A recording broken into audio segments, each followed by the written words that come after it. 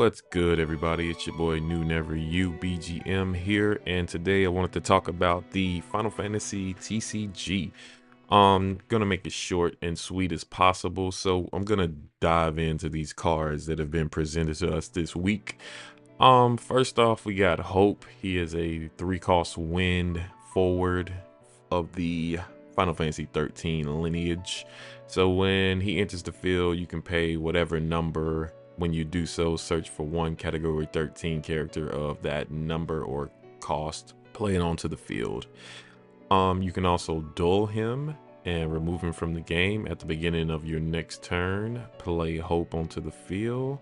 You can only use this ability during your turn. So he is a legend, and he is of the infamous Final Fantasy 13 brand. So I think this card's really good for multiple reasons. 13 has a really hard uphill battle.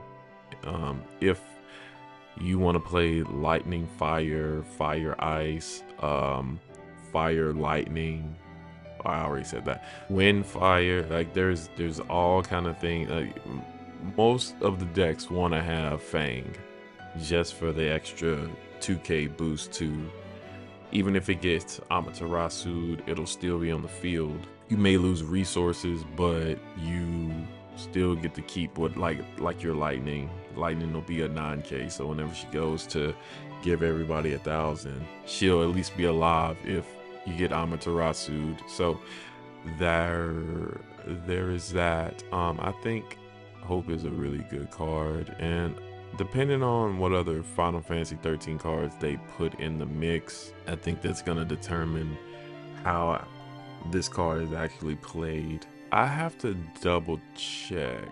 I don't think you can Amaterasu at the beginning of your next main phase, but you may be able to. Either way, they would probably Amaterasu you when you pay the cost, since it's a when you do search. So just be aware of that. Next is Kuja. He's a 5-cost ice rare, limit break 2. When he enters the field, when Kuja is chosen by your opponent's summon or ability, choose up to one forward, freeze it. You can duel active Kuja, choose one forward, duel it. So since it doesn't have the actual duel icon, you can just duel him whenever, except for obviously when you're attacking, because you're attacking. It's just a lot to pay for a potential freeze. I mean, the duel is nice, I guess, if you have the resource to play it, just to potentially win the game or get over something that's really hard to attack over without you having to go team attack or spending other resources to break it. But I also feel like if you're gonna spend essentially 6 to 5 plus 2 other limit break cards, there's gotta be another option. You'd probably be better off playing Surges, but in the event that I don't know, that they have to target this, you could play it just to freeze whatever. And if there's something already dulled, you can freeze it and then get another dull off of Kuja. I don't know.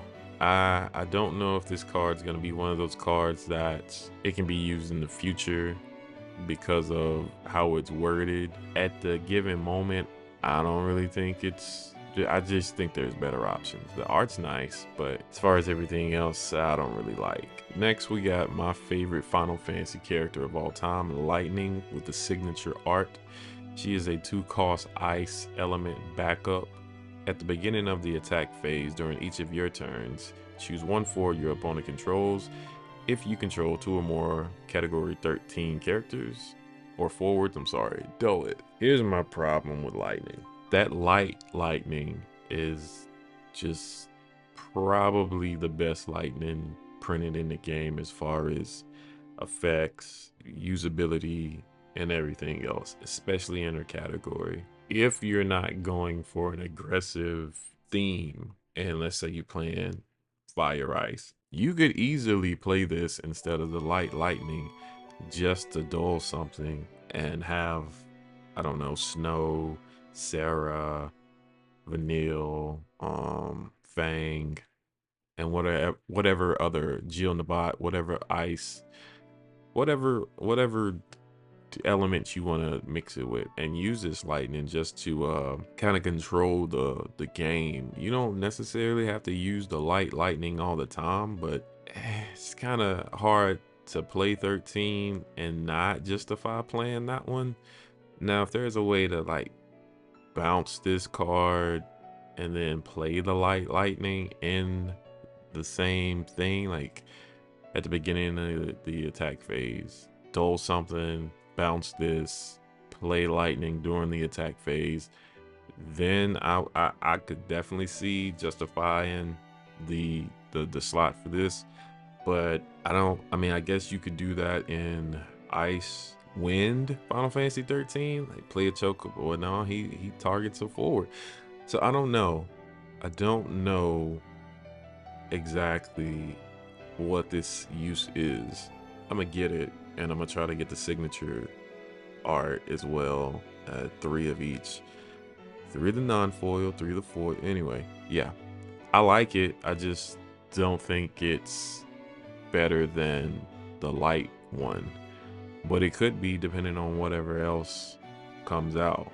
Vanat, the box topper for Opus 23 Hidden Trials. She is a 4-cost light forward, 9k. When she enters the field, gain 2 crystals.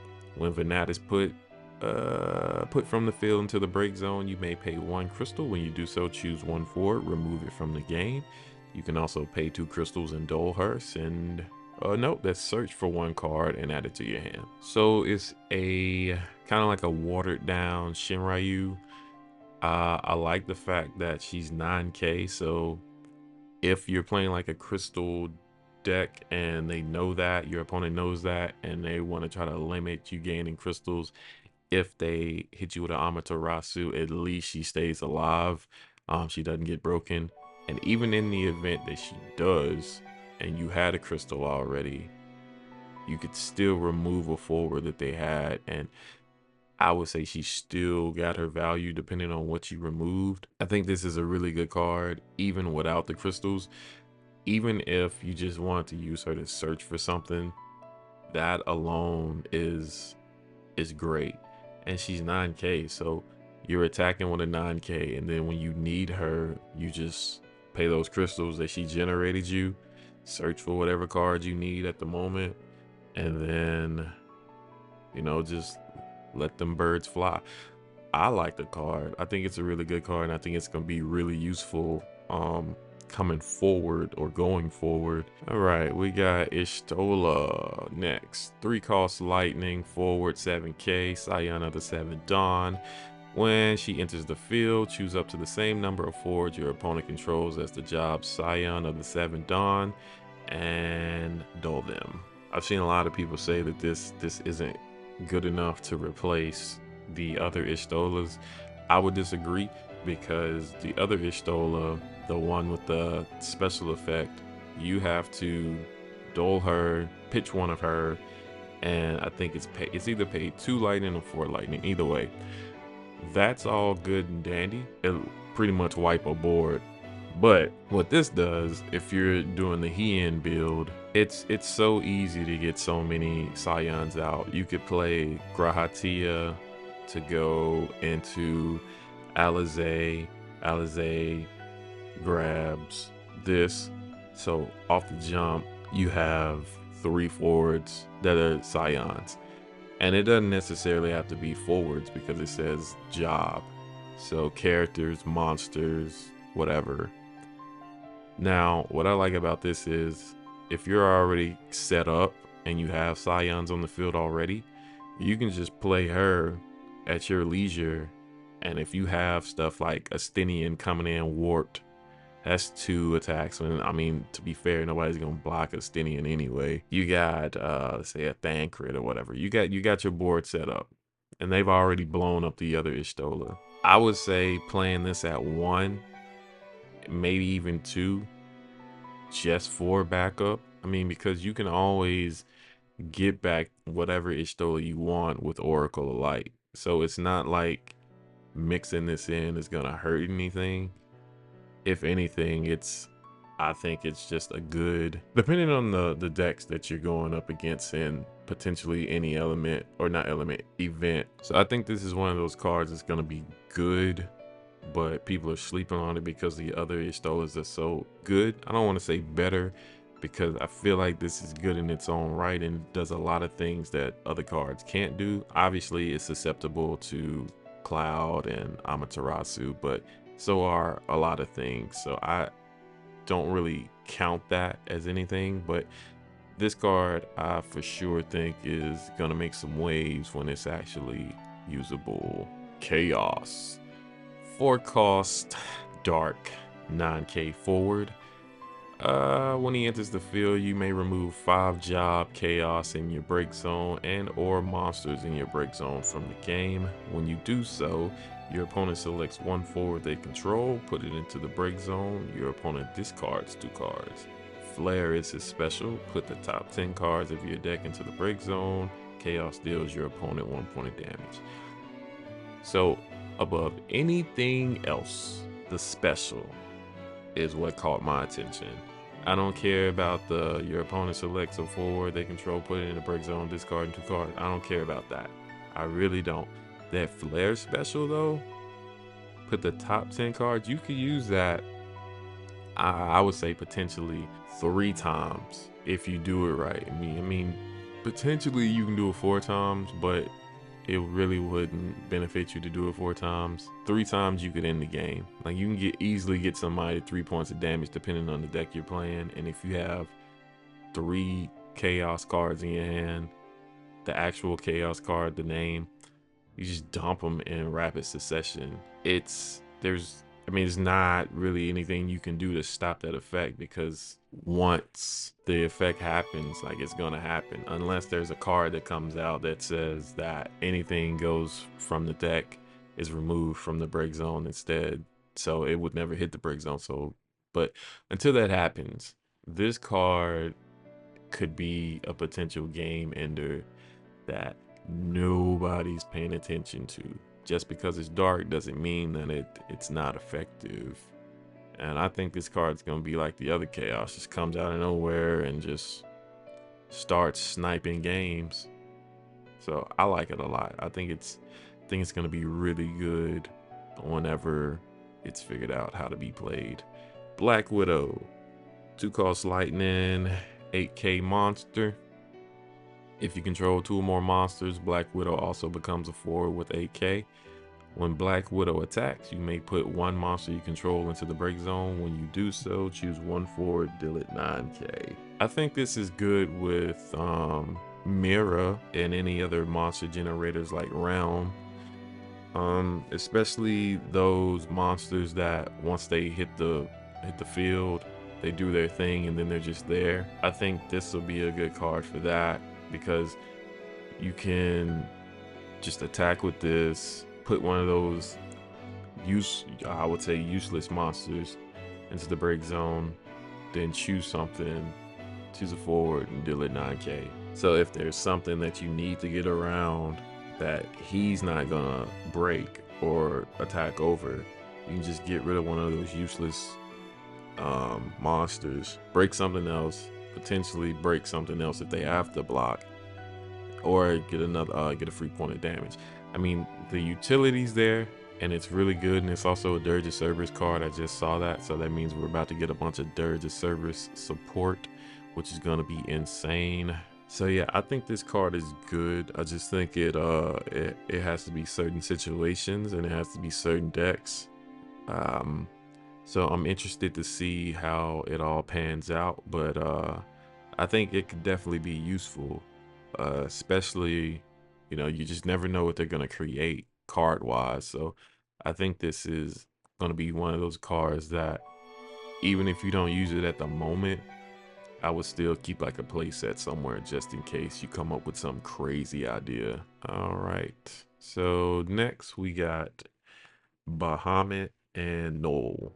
I'll start with Bahamut first. He is a 5 cost fire forward, And choose one forward of power 9k or less, and up to one forward in your opponent's break zone. Remove them from the oh. So there is a Fang that came out in the starter deck or combo deck or whatever you want to call it, the 13 deck, that says when she attacks, she reduces the next Bahamut that you play by 2. And that Fang also says whenever a fire summon is activated or used, activate her, and if she does damage, it's counted as 2 points of damage instead. So you could essentially run this, attack with that Fang on the attack, hold priority, play this Bahamut because it's reduced by 2, or in the resolution of that effect, activate the Bahamut on the stack. Or you could even wait to I wouldn't wait to block. Yeah, just attack, activate Fang's ability on the stack of Fang resolving, activate Bahamut, remove something with 9k or less, and then get something out of the break zone. Forward wise, get 2 points of damage. Fang's activated, so she's still a blocker. Like this card's, I would say this card's better than the other Bahamut that comes with the 13 deck, just because it gets rid of 2 things and it doesn't break them, it removes them from the game. So things that can't be broken, you just banish it. So that card, I'm calling it now. This Bahamut's gonna be insane. And there's a couple other ideas for this deck, or for this card specifically, that I know could work, because there's a bunch of cards that reduce the cost of summons.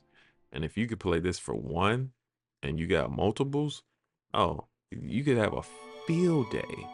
You essentially, I can't even think of the card that removes stuff from the break. It's Irvine. You could basically do a Irvine with a summon, but take one from the field, take a forward from the field and the break zone. So even if they like hit a Kusith on damage, you've already removed the potential recursion for them. So this Bahamut is insane. I like it a lot. All right, Noel is a 5-cost wind hero with 9k. He's a warp 3. He also has haste, first strike. At the start of your attack phase, for each category 13 character you control, remove 1 warp counter from Noel. This ability will only trigger while Noel is removed from the game and has warp counters. So I like the other Noel better than this one, the 2-cost legend, the wind, that has 5k, just because when he attacks, he can remove himself for game, and when he comes back, he can search for a forward, break something, deal a point of damage. But this one is pretty decent, and I would even argue you could probably run both, because this one's in a 9k. So if you're running the Fang, then you already have the opportunity to give him 11 or 2,000 more, making him 11. So he has first strike, so that helps you deal with Warrior of Light in that regard, the 4-color one. He has haste, so he can attack when he comes in, and then he can, I mean, you pay 1 win to warp him, and then you could just have 2 backups and a forward that are 13, and then he comes in for free, swings, gets a point of damage, and I mean, it's a really good card. Kind of sad that's kind of all he does, but I understand with him being that strong and having that strong of an ability to bring himself in like that. And he's also warp 1, so let's say you warp him in, he gets rid of all his counters, and for some reason or somehow he gets broken. You can easily just warp another one and he'll come in the next turn, and he has haste and first strike, and it's kind of not a useless card in hand at that time. And I got a strong feeling that at some point they're gonna make another like lightning card where she for every 13 character on the field, she does something. So just something I have brewing in my head. But yeah, I think Noel's pretty good. All right, we got Jessie. She is a 2-cost Earth backup, rare. You can dole her. Choose one category 7 forward you control. It gets 1k until the end of the turn. Or you can dole her. Choose one card cloud you control. It gets 2k until the end of the turn. So for me, the Jessie that searches a cloud and the Jessie that, well, it's the same Jessie, searches a cloud or plays a cloud, it's probably gonna always be better to me than any other Jessie until they do something else. Now, if there is another card like Jessie that can search and play a cloud without being at damage 6, then yes, I will obviously change my mind because I can play this. But this also makes it easier to play Wedge and Biggs, because if she is a Avalanche, which she should be, you play her next turn, play Wedge or play Biggs, because they only cost 1, get you another backup setup. So I mean, this could be potentially useful, and if there's ever a Final Fantasy VII card that blows up backups or uses backups for something else, you can always get rid of her, play the other Jessie, and then start, doing whatever you need to do. But right now, as it stands, with the cards that are revealed, I think the forward 7k Jessie is a little better in the deck for me at the moment. All right, next we got Jack. He is a 2-cost lightning forward 7k common. When Jack enters the field, send the top 3 cards of your deck to the break zones. Not really much you can say here, unless there's going to be like a Final Fantasy type 0 deck that does the same thing that 8 is doing now with the Cypher and the Fujin and the Raijin. Or heck, you can even mix this in with them to potentially just build a ridiculous board and just make mono lightning discard pretty insane. So I don't know what the queen's gonna do that they have teased, and I don't know if there's gonna be another ace. I don't know if there's gonna be any other type 0 cards, but if there are and they have any relevance to Jack, then Jack's gonna be really useful. By himself, I don't really think he is, because depending on like what the other things do, it just, I mean, 3 cards that are unknown are really, really hurtful. But if that queen does something like whatever, if something's discarded or sent to the break zone by a type 0 card, do this, then yeah, Jack's gonna be insane. And in the Cypher, Fujin, Raijin setup, Jack's also insane.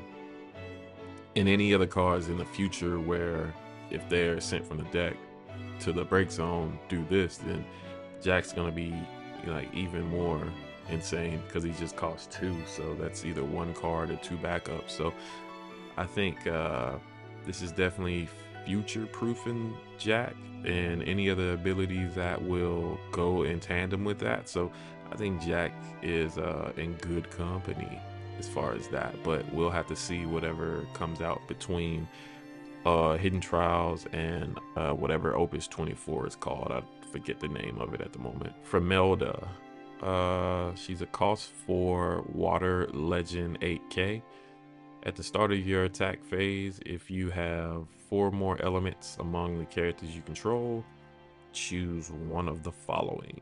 Choose one forward. It loses 2k power for each element among characters you control until the end of the turn. Play 1 forward of cost 4 or less from your hand onto the field.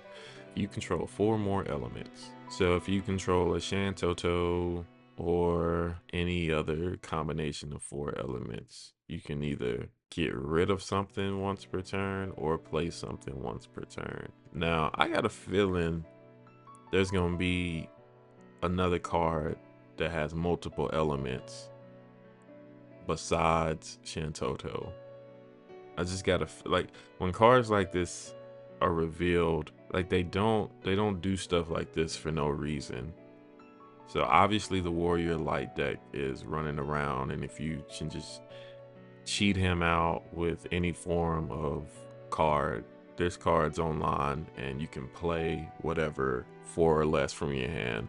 So Refia, Ferris, whatever. But I feel like there's gonna be another card or set of cards that do the same thing or help get out different elements, because this effect is just too good to not be easy to access. Now, I don't know what all is like coming, but this card's definitely good. And even if it's not good to use right now because you don't run the warrior light deck or Shintoto or anything else, please pick up 3, because it's gonna at some point.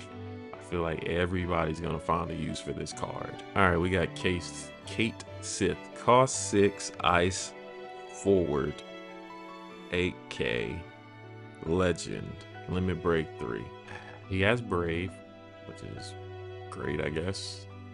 When Kate Sith enters the field, if you control 5 or more ice backups, freeze all backups your opponent controls, and your opponent discards 1 card from the hand to the break zone. This is also a Dirge of Cerberus card. I think if you can make him cost 3 or 4, it would be worth it. But at the same time, if you're playing a Warrior of Light deck, it doesn't matter if you freeze all their backups, because Refia can just activate them again. But for anybody else, that could be detrimental. But 6, that's half. So limit break 3 is half your limit break deck. It's 3 other cards you can't use and then him himself. So that's half the deck. That means you potentially have either 2 more 1 limit breaks or 1 2 limit break. So if you look at it like that, it's, you better have a good reason for using him. But he is a Final Fantasy 7 character. In Final Fantasy 7, 13, Zidane's, those are all like cards and categories that just get ridiculous amounts of support and amperage. So I don't know about him. But I mean, Kate Sith is a fan favorite, so I can't see them just butchering his card for the sake of butchering it. Garland, 2 CP fire backup. When he enters the field, choose 1/4 your opponent controls. You gain control of until the end of the turn. So I think this is good. Obviously, there are a lot of good Garlands, but in something like Mono Fire, where you're trying to go for game real quick, you can just slap this bad boy down, steal something of theirs that has haste that can't be dulled, like Warrior of Light, and just run over everything else. And like, you could even play this Steel Warrior of Light, just to create board presence, or just steal whatever. And you can also still play Mont Leonis after stealing something, which that card is insane within itself. Get rid of Garland and then play another Garland and steal something else. So the possibilities, I'm not gonna say are endless with Garland, this one specifically, but it's really good. And if you're running fire, lightning, Melusine, you could take this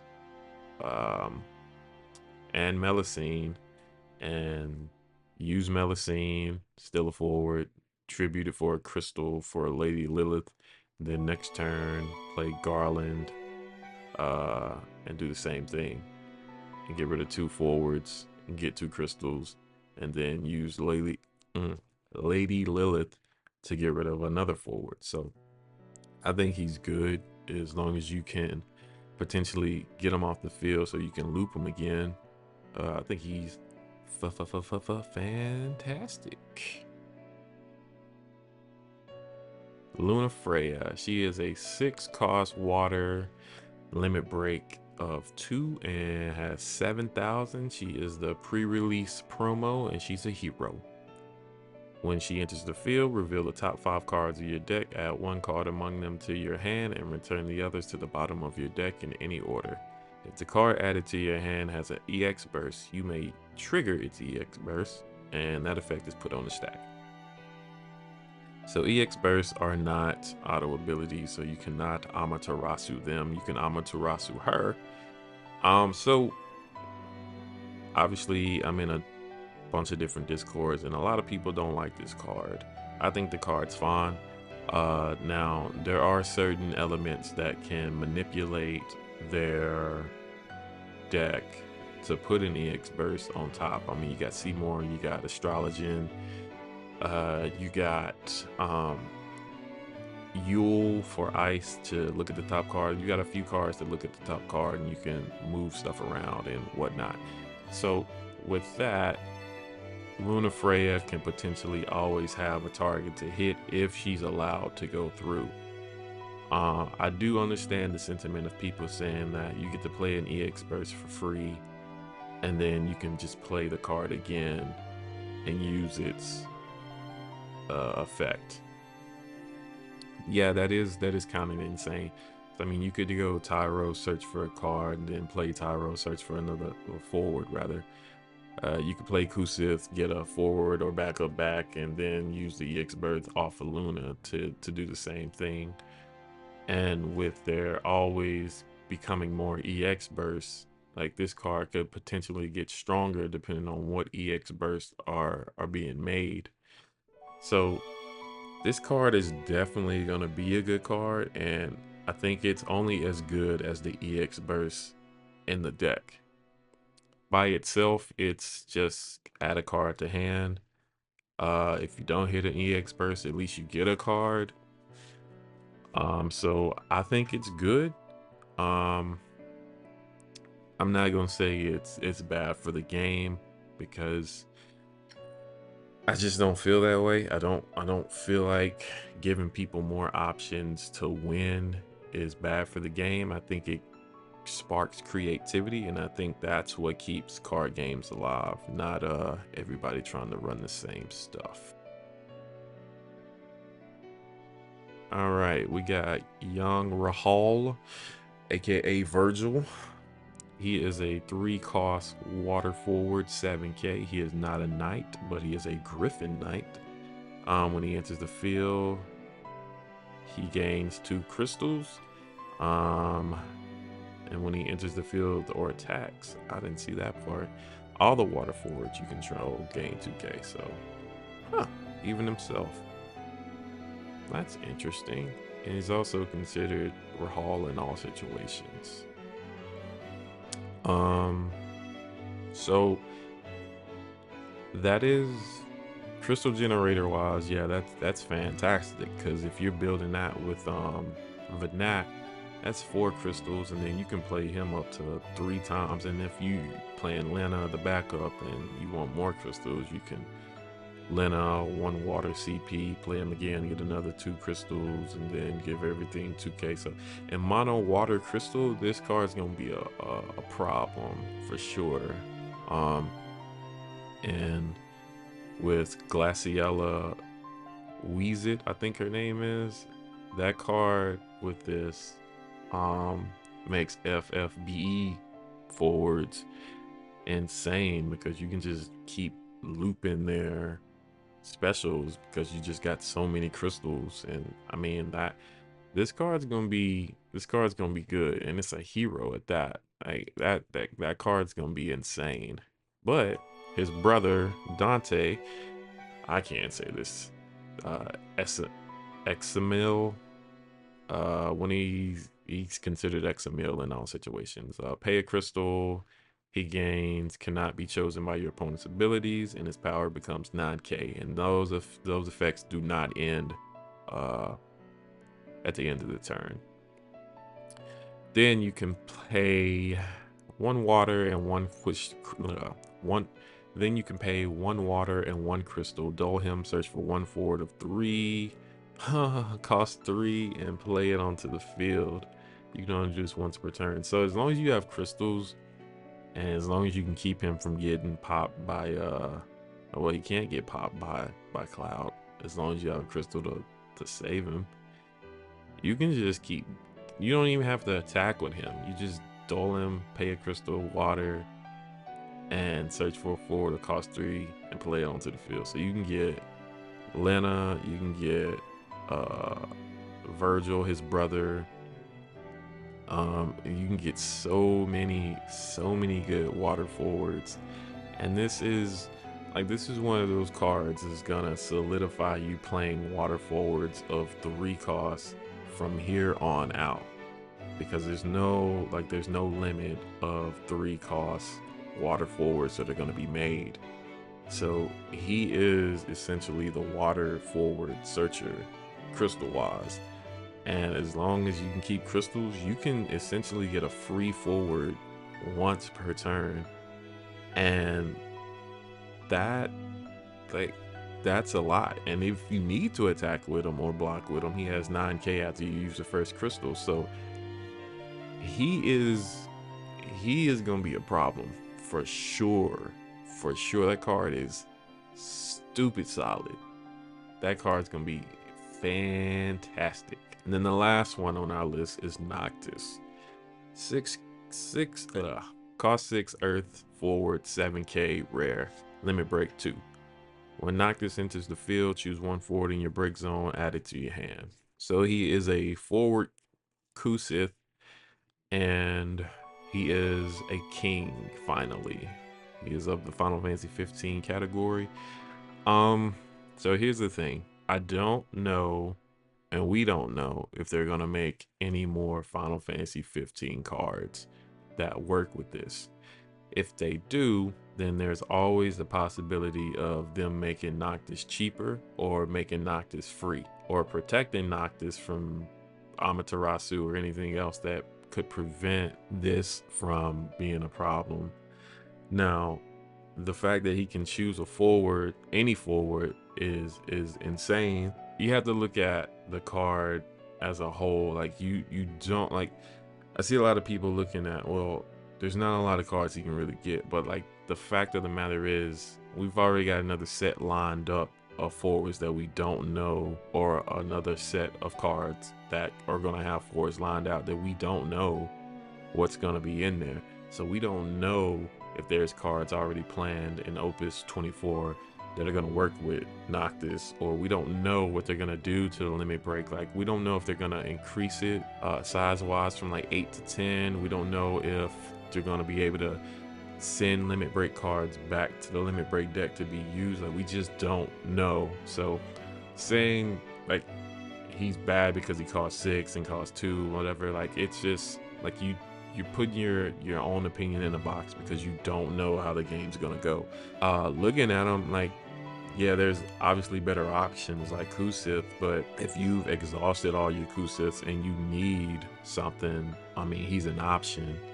He's gonna cost you a lot, but if you can pay for it and still potentially win the game, then that's really all that matters. With that said, that's all the cards revealed so far this week. I'll probably do another one next week for doing the same thing. I don't feel like this is like one of my biggest things that I kind of want everybody to take away.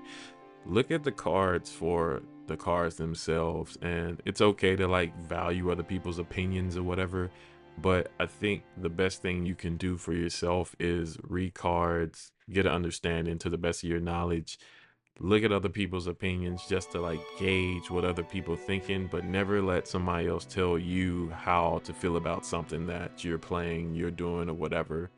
Like, always, be true to yourself as far as the cards, and just do the best you can with what you have, and just try to be the best player you can be. These are just my opinions, and hopefully if you like them, you like the video, you subscribe, and I'll try to do more when I have the time. All right, thank you guys, and I hope you have a great week.